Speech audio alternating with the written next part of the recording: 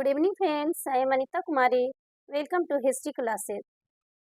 जैसा कि आप लोग जानते हैं कि एनसीईआरटी बुक 11th क्लास का स्टार्ट कर दी हूँ। और कल हम लोगों ने क्या पढ़ा? समय की शुरुआत, यानी कि मानव की शुरुआत कैसे हुआ, कब से मानव का उद्भव हुआ, कैसे रहते थे, क्या खाते थे, उनका क्या भोजन था, किस तरह से उनका जीवन व्यतीत होता था, और कहाँ पे किस मानव की खोज किया गया था, कहाँ पे सभी चीज़ों की जानकारी कहाँ कहाँ से पता चलता है। ये सारी चीज़ें हम लोग कल देखे थे। आज का टॉपिक है मानव के कर्मिक विकास की कहानी, आधुनिक मानव के पूर्वज। इसमें क्या देखेंगे हम लोग कि 4 तरह की खोपड़ी है यहाँ, और चारों तरह की खोपड़ी में हम लोग देखेंगे कि उनका क्या क्या नाम है।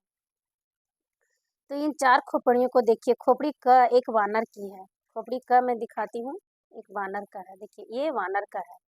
किसका है? वानर का है। और उसके बाद खोपड़ी ख है ऑस्ट्रेलोपिथिकस।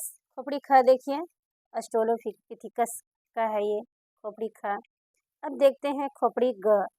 खोपड़ी ग क्या है? होमो इरेक्ट्स। खोपड़ी ग क्या है? होमो इरेक्ट्स। होमो इरेक्ट्स। तो खोपड़ी ग देखिए कैसा खोपड़ी दिखता है, किस टाइप से है, तो देखिए ये है होमो इरेक्ट्स। होमो इरेक्ट्स है। खोपड़ी नंबर घ देखिए, इसमें क्या है? घ में दिया हुआ है होमोसेपियंस। क्या है घ में? खोपड़ी नंबर घ जो है होमोसेपियंस, यानी चिंतनशील प्रज्ञा मानव, यानी कि हम लोग नामक प्रजाति की आज के मानव की इसी प्रजाति के हैं।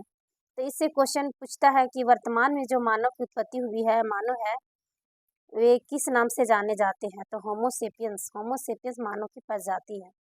आप अधिक से अधिक जितनी समानताएं और अंतर देखते हैं उनकी सूची बनाइए, और इस हेतु आप सबसे पहले इन खोपड़ियों के मस्तिष्क खोलो और जबड़ों दांतों के भली भांति देखिए। हम लोग को कह रहा है ना, इस पुस्तक में लिखा हुआ कि सबसे पहले इन खोपड़ियों के मस्तिष्क को खोलो और जबड़ों और दांतों को भली भांति क्या करो? देखो। अब देखते हैं आगे क्या है। आगे देखते हैं। चित्र में दिखाई गई खोपड़ियों की रचना से आप जो भी अंतर पाएंगे उनका उनका कारण वे परिवर्तन है जो मानव के कर्मिक विकास के फलस्वरूप उत्पन्न हुए हैं। यहाँ पे कहने का ये है कि जो हम लोग चित्र में देखे हैं, उस चित्र में जो खोपड़ियाँ जो दिखाई गई है उसमें उसका रचना किस टाइप से है और अंतर किस टाइप से किया गया है और परिवर्तन है, और मानव का कर्मिक विकास के फलस्वरूप किस तरह से हुआ है, उत्पन्न हुआ है। ये कहने का मतलब यहाँ पे जिक्र किया गया है, और कहने का यही मतलब है। मानव के कर्मिक विकास की कहानी बहुत ज़्यादा लंबी और कुछ जटिल या उलझी हुई है। अब देखते हैं यहाँ कि मानव की जो कहानी है ये क्या है? बहुत लंबी और जटिल है। क्या है? बहुत लंबी और जटिल है। लंबी और जटिल प्रक्रिया है। तो यहाँ पे क्या होता है कि कर्मिक विकास की जटिल प्रक्रिया तो उलझी हुई है और उलझी जैसी लगती है। इस संबंध में अनेक अनुत्तरित में परिवर्तन संशोधन करने पड़े हैं। मतलब मानव की जो कर्मिक विकास हुए हैं उसके बारे में बहुत तरह के परिवर्तन और संशोधन किए गए हैं। उसके बाद क्या हुआ है कि मानव के विकास के क्रम को 360 से 240 लाख वर्ष पहले तक खोजा जा सकता है। यानी कि मानव का जो विकास का क्रम है उसे हम लोग क्या कर सकते हैं? 360 से 240 लाख वर्ष पहले तक खोजा जा सकता है। कभी कभी हमारे लिए इतने लंबे समय के विस्तार की कल्पना करना बहुत कठिन हो जाता है। कभी कभी क्या होता है, हमारे लिए इतने लंबे समय के विस्तार की कल्पना करना भी सोचने पर मजबूर हो जाते हैं, आखिर ऐसा हुआ होगा या नहीं हुआ होगा, ऐसे मानव का विकास हुआ होगा कि नहीं हुआ होगा। ये सारी चीजें हम लोग के मन में चलता है। इसीलिए तो कहा जाता है इतिहास। यदि आप अपनी पुस्तक के एक पृष्ठ को, अब यहाँ पे देखिए कहानी क्या है। यदि आप अपनी पुस्तक के एक पृष्ठ को 10,000 वर्षों के बराबर माने तो 10 पृष्ठ क्या होता है? 1,00,000 वर्षों के बराबर होता है। अब यहाँ पे कहानी क्या है कि जब अपनी पुस्तक के एक पृष्ठ को देखेंगे तो 10,000 वर्षों के बराबर मानने बोल रहा है, तो 10 पृष्ठ क्या कहलाएगा? 1,00,000 वर्षों के बराबर, और 100 पृष्ठ 10 लाख वर्षों के बराबर होंगे। इस प्रकार 360 लाख वर्षों के बारे में सोचने के लिए आपको 3600 पृष्ठों की पुस्तक की कल्पना मतलब कि करनी होगी। 360 लाख वर्ष के बारे में अगर हम लोग सोचेंगे तो हम लोग को क्या करना पड़ेगा? पहले 3600 पृष्ठों, मतलब कि जो पुस्तक है उसका 3600 पृष्ठों की पुस्तक की कल्पना करनी होगी। मतलब सोचना होगा कि किस किस तरह से हम लोग 3600 मतलब कि जो पृष्ठ है उसको कैसे सोचेंगे, कैसे देखेंगे, कैसे पढ़ पाएंगे। वह यह समय था जब एशिया तथा अफ्रीका में स्तनपायी प्राणियों की प्राइमेट नामक श्रेणी का उद्भव हुआ था। जब एशिया और अफ्रीका की बात है, क्या है, एशिया और अफ्रीका की बात है, वहाँ पे स्तनपायी प्राणियों की जो प्राइमेट के नाम से जाने जाते हैं उनका उद्भव हुआ था। उसके बाद क्या हुआ, लगभग 240 लाख साल पहले की बात है कि प्राइमेट श्रेणी का एक उपसमूह उत्पन्न हुआ। क्या हुआ, प्राइमेट श्रेणी का क्या हुआ, एक समूह उत्पन्न हुआ जिसे हम क्या कहते हैं, होमिनोइड। होमिनोइड उत्पन्न हुआ, उसे क्या कहते हैं, होमिनोइड कहते हैं। इस समूह के वानर यानी एप एप शामिल थे। मतलब कि यहाँ पे क्या जिक्र किया गया है कि बहुत समय की बात है कि प्राइमेट नामक एक श्रेणी का उद्भव हुआ जो लगभग 240 लाख पहले हुआ था, जिसे प्राइमेट श्रेणी में उप समूह में रखा गया था, जिसे क्या कहा जाता है, प्राइमेट श्रेणी को एग्जाम में पूछ सकता है कि इनमें से कौन प्राइमेट श्रेणी के अंतर्गत आते हैं, तो होमिनोइड कौन आते हैं, होमिनोइड कहते हैं। इस समूह में वानर यानी कि एप शामिल थे। इस श्रेणी में कौन शामिल थे, वानर शामिल थे। किसमें, होमिनोइड में कौन शामिल थे, वानर शामिल थे। और फिर कुछ समय बाद लगभग 56 लाख वर्ष पहले हमें पहले होमिनीड प्राणियों के अस्तित्व का साक्ष्य मिलता है। 240 लाख वर्ष पहले क्या मिलता है, होमिनोइड, होमिनोइड। और 56 लाख वर्ष पहले हमें क्या मिलता है, होमिनीड। इसमें गड़बड़ाना नहीं है, होमिनोइड थोड़ा सा लंबा है, तो ये किसके श्रेणी में आता है, तो वानर श्रेणी में आता है। किस श्रेणी में, वानर श्रेणी में, जिसे प्राइमेट कहा गया। उसके बाद 56 लाख वाला अगर पूछेगा वर्ष पहले वाला, तो होमिनीड, होमिनोइड में और होमिनीड में अंतर है। तो प्राणियों का अस्तित्व का साक्ष्य मिलता है। अब देखते हैं होमिनीड। होमिनीड वर्ग के क्या कहलाता है, तो होमिनीड वर्ग का तो होमिनोइड उप समूह से विकसित हुए हैं। मतलब होमिनीड जो है वे किससे विकसित हुए हैं, होमिनोइड उप समूह से विकसित हुए हैं। उनमें अनेक समानताएं पाए जाते हैं। किसमें, होमिनीड में क्या होता है, होमिनीड में अनेक समानताएं पाए जाते हैं। अनेक समानताएं क्या क्या है उसमें, जैसे कि होमिनीड उप समूह में विकसित हुए उनमें अनेक समानताएं पाई जाती है, लेकिन कुछ बड़े अंतर भी हैं। होमिनोइड का मस्तिष्क क्या होता है, होमिनोइड, होमिनियोडो का मस्तिष्क होमिनिडो की तुलना में छोटा होता है। मतलब कि होमिनियोडो जो अभी हम लोग पढ़े हैं, जो वानर श्रेणी में आते हैं, उसका मस्तिष्क क्या होता है, होमिनिडो की तुलना में छोटा होता था। वे चौपाए थे, यानी 4 पैरों के बल पर चलते थे। कौन लोग, होमिनोइड लोग 4 पैर के बल पर चलते थे, लेकिन उनके शरीर का अगला हिस्सा और अगले दोनों पैर क्या था, लचकदार था। क्या था, लचकदार था। दोनों पैर पैर क्या था उनका, लचकदार लचकदार होते थे। इसके विपरीत होमिनिड सीधे खड़े होकर पिछले 2 पैरों के बल पर चलते थे। मतलब जो वानर श्रेणी के थे होमिनिड जो थे वे सीधे खड़े होकर के क्या करते, 2 पैरों के बल पर चलते थे। उनके हाथ विशेष किस्म के होते थे, जिनका सहायता वे औजार बना सकते थे और उनका इस्तेमाल कर सकते थे। वह अगले अनुभाग में उनके द्वारा बनाए गए औजारों और उनकी विशेषताओं के बारे में अधिक बारीकी से चर्चा करेंगे। मतलब अगला जो पार्ट आएगा उसमें हम लोग चर्चा करेंगे कि किस तरह से जो होमिनिड जो थे वो किस तरह से क्या करते थे, होमिनिड क्या करते थे, सीधे खड़े होकर के और औजार बनाते थे। 2 प्रकार के साक्ष्य से यह पता चलता है कि होमिनिडों का उद्भव अफ्रीका में हुआ है। यहाँ से क्वेश्चन बनता है, यहाँ से क्वेश्चन क्या बनता है, सो देखिए यहाँ से क्वेश्चन है, एक क्वेश्चन है होमिनिडों का जो है उद्भव कहाँ से हुआ है, अफ्रीका से हुआ है। होमिनिडों का उद्भव कहाँ से हुआ है, अफ्रीका से हुआ है, अफ्रीका से हुआ था। उसके बाद पहला तो यह कि अफ्रीका वानरों का समूह होमिनिडों से बहुत गहराई से जुड़ा है। दूसरा, सबसे प्राचीन होमिनिड जीवाश्म जो ऑस्ट्रेलोपिथिकस वंश के हैं। मतलब सबसे प्राचीन होमिनिड जीवाश्म कौन सा है, तो ऑस्ट्रेलोपिथिकस वंश का है, जो पूर्वी अफ्रीका में पाए गए हैं और उनका समय लगभग 56 लाख वर्ष पहले का माना जाता है। जो अभी हम लोग देखें यहाँ पर होमिनिड का जीवाश्म ऑस्ट्रेलोपिथिकस जो थे वे पूर्वी अफ्रीका में पाए गए हैं। उनका समय लगभग कब से कब तक था, तो 56 लाख वर्ष पहले माना जाता है। इसका विपरीत अफ्रीका से बाहर पाए गए जीवाश्म 18 लाख वर्ष से अधिक पुराने नहीं हैं। अब यहाँ देखिए कि 2 प्रकार के साक्ष्य से पता चलता है कि होमिनिड जो है उसका उद्भव कहाँ से हुआ है? अफ्रीका से हुआ है। पहला तो यह है कि अफ्रीका में वानरों का समूह होमिनिडों से बहुत गहराई से जुड़ा हुआ था।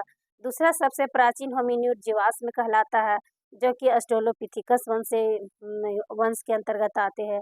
पूर्वी अफ्रीका में पाए गए थे, उनका समय लगभग 56 लाख वर्ष से पहले माना जाता है।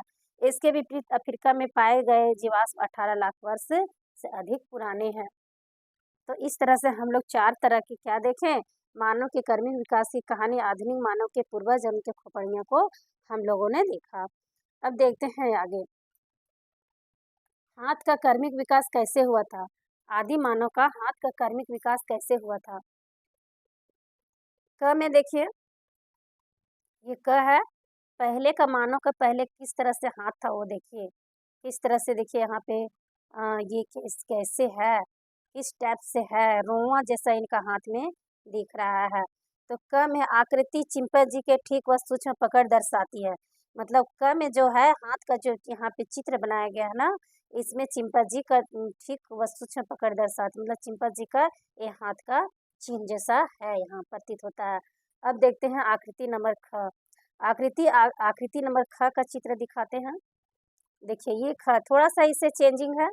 यहाँ पे देखिए ज़्यादा पे यहाँ पे है रोआ लग रहा है, देखने में लग क्या है, और यहाँ पे थोड़ा सा कम लग रहा है। तो आकृति नंबर ख देखिए, ख में क्या है कि आकृति होमिनिड को दुरुस्त व सूक्ष्म पकड़ दर्शाती है। मतलब कि इसमें क्या है कि किसी चीज़ों को दुरुस्त और सूक्ष्म, मतलब छोटी चीज़ों को पकड़ सकता था यहाँ पे। उसके बाद आकृति ग देखिए, आकृति मनुष्य के हाथ की सशक्त पकड़ दर्शाती है। मतलब कि ये आकृति जो ग है, इसमें देखिए कि इसमें इसमें क्या है, इसमें हम लोग किसी भी आकृति, इसमें जो है सो किसी भी वस्तु को जोर से पकड़ सकते हैं। देखिए इसमें दिखाई दे रहा है। अब देखते हैं यहाँ पे, आकृति मनुष्य के हाथ की सशक्त पकड़ दर्शाती है, मतलब हम लोग का जो हाथ है उसको दर्शाते हैं। हाथ की सशक्त पकड़ का विकास सामान्यतः ठीक व सूक्ष्म पकड़ से पहले ही हुआ होगा। चिंपैंजी के ठीक पकड़ की तुलना मनुष्य के हाथ के ठीक व सूक्ष्म पकड़ से कीजिए। मतलब चिंपैंजी के जो ठीक पकड़ की तुलना है, क्या मनुष्य के हाथ से कर सकते हैं? हाँ, कर सकते हैं। सूक्ष्म पकड़ मतलब छोटी चीज़ों को पकड़ सकते हैं। उन कामों को सूची बनाएं जिन्हें करते समय आप ठीक व पकड़ सूक्ष्म का इस्तेमाल करते हैं। मतलब उन कामों को सूची बनाने के लिए बोल रहा है जिसको हम अच्छी तरह से पकड़ सकते हैं, किसी भी वस्तु को पकड़ सकते हैं, इस्तेमाल कर सकते हैं। आप किन-किन कामों को करने के लिए सशक्त सशक्त पकड़ का प्रयोग करते हैं? हम लोग जैसे कि किन-किन कामों को अच्छी तरह से चीज़ों को पकड़ करके रख सकते हैं, प्रयोग कर सकते हैं, उसके बारे में बताया गया है। अब देखते हैं होमिनिड और होमिनिडी, मतलब कि होमिनिड और होमिनिडई नामक परिवार के सदस्य होते हैं। इस परिवार में सभी रूपों के मानव प्राणी शामिल हैं। होमिनिड समूह की अनेक विशेषताएं हैं, जैसे मस्तिष्क का बड़ा आकार। क्या है यहाँ पे, होमिनिड जो है, ये वाला जो है होमिनिड, इनका जो है समूह अनेक विशेषताएं से, मस्तिष्क का आकार, बड़ा आकार होता है किसका? होमिनिड का। पैरों का बल, सीधे खड़े होने की सक्षमता, 2 पैरों के बल चलना, हाथ की विशेष क्षमता जिससे वह औजार बना सकता है और उनका इस्तेमाल कर सकता है। मतलब होमिनिड की विशेषता क्या है कि पैरों के बल सीधे खड़े होते हैं, 2 पैरों के बल चलना, उनका हाथ की विशेष क्षमता जिससे औजार बना सकता था, उनका इस्तेमाल कर सकता था। होमिनिड के आगे कई शाखाओं में विभाजित किया जा सकता है। इन शाखाओं को जीनस कहते हैं। Very very important. होमिनिड क्या है, ये हो सकता है बीपीएससी में या फिर झारखंड में पूछ दे कोई भी एग्जाम में, जैसे कि टेट में या फिर सीटेट में। होमिन होमिनिड के आगे कई शाखाएं में विभाजित किया जा सकता है। इन शाखाओं को क्या कहा गया है? जीनस। क्या कहा गया है? जीनस। देखिए जीनस कहा गया है। होमिनिड के आगे कई शाखाओं में विभाजित किया जा सकता है, जिन्हें क्या कहेंगे? उस शाखा को जीनस कहते हैं। इन शाखाओं में ऑस्ट्रेलोपिथेकस और होमो अधिक महत्वपूर्ण है। इस जीनस में, मतलब इस शाखाओं में जो है ऑस्ट्रेलोपिथेकस और होमो अधिक महत्वपूर्ण है। इन शाखाओं में प्रत्येक की कई प्रजातियां होती है। ऑस्ट्रेलोपिथेकस और होमो के बीच कुछ बड़े अंतर उनके मस्तिष्क के आकार, जबड़े और दांतों के संबंध में पाए जाते हैं। ऑस्ट्रेलोपिथेकस के मस्तिष्क का आकार होमो की अपेक्षा बड़ा होता है। मतलब यहाँ पे क्या दर्शाया गया है कि जो प्रत्येक शाखाओं में जो बटा हुआ था ऑस्ट्रेलोपिथेकस और होमो अधिक महत्वपूर्ण है। इन शाखाओं में क्या होता था कि प्रत्येक की प्रजातियां होती है, ऑस्ट्रेलोपिथेकस और होमो के बीच बड़े अंतर पाए जाते हैं। जैसे कि आप लोग को पता ही होगा कि प्रत्येक कई प्रजातियां होती है, ऑस्ट्रेलोपिथेकस और होमो के बीच में कुछ बड़े अंतर उनके मस्तिष्क के आकार और जबड़े और दांतों के संबंध में पाए जाते हैं। मतलब ऑस्ट्रेलोपिथेकस के बारे में अगर जानकारी लेना है तो इनका जो मस्तिष्क आकार जबड़े और दांतों के संबंध में बहुत अंतर है। ऑस्ट्रेलोपिथेकस के मस्तिष्क आकार होमो की अपेक्षा क्या होता है? बड़ा होता है। होमो की अपेक्षा क्या होता है? बड़ा होता है। जबड़े अधिक भारी होती है और दांत भी ज़्यादा बड़े होते हैं। किनका? ऑस्ट्रेलोपिथेकस के मस्तिष्क आकार होमो की अपेक्षा बड़ा होता है। मतलब ऑस्ट्रेलोपिथेकस का क्या होता है? उनका जबड़े अधिक भारी होते हैं और दांत भी ज़्यादा बड़े होते हैं। दरअसल इन प्रजातियों की वैज्ञानिक द्वारा जो नाम दिए गए हैं सभी लातीनी और यूनानी भाषाओं के शब्दों से ही बने हैं। अब देखिए जो आदि मानव के जो प्रजातियां हैं, वे प्रजातियां का वैज्ञानिक द्वारा जो नाम दिए गए हैं, उस नाम को कौन भाषा से लिया गया है? तो लातीनी भाषा से। कौन सा भाषा से? तो लातीनी और यूनानी भाषाओं के शब्दों से ही बने हैं। मतलब यूनानी और लातीनी भाषाओं से बने हैं। अब यहाँ से क्वेश्चन बन सकता है कि प्रजातियों के वैज्ञानिक द्वारा जो नाम दिए गए हैं वो कौन सी भाषा से ली गई है? तो लातीनी और यूनानी भाषाओं से बनी है या ली गई है। उदाहरण के लिए ऑस्ट्रेलोपिथेकस नाम लातीनी भाषा के शब्द आस्ट्रल यानी दक्षिणी होता है।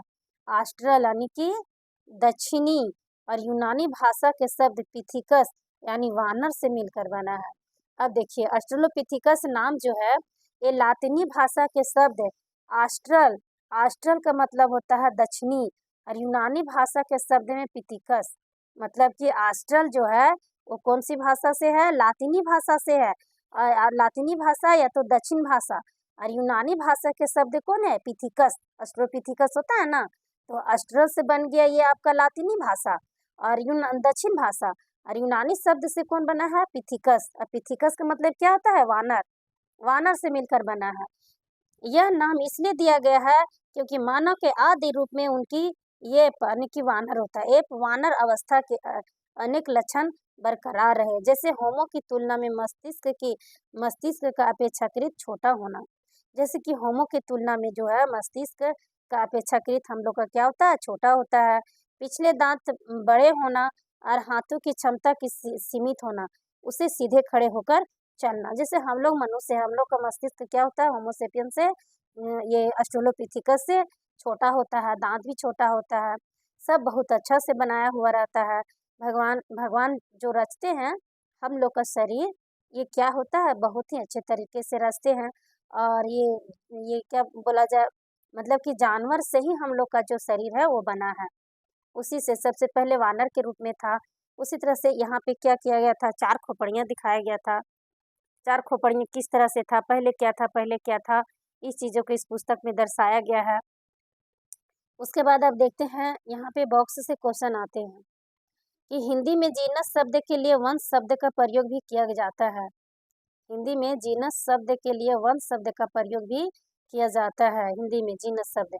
और होमिनोइड क्या है? बांदरों से कई तरह से भिन्न होते हैं। उनका शरीर बंदरों से बड़ा होता है। होमिनोइड का शरीर क्या होता है? बंदरों से बड़ा होता है। उनकी पूंछ नहीं होती है। होमिनिडों के विकास और निर्भरता की अवधि भी अधिक लंबी होती है। आज आज का जो है सेशन यहीं तक है। अब नेक्स्ट वीडियो में धन्यवाद।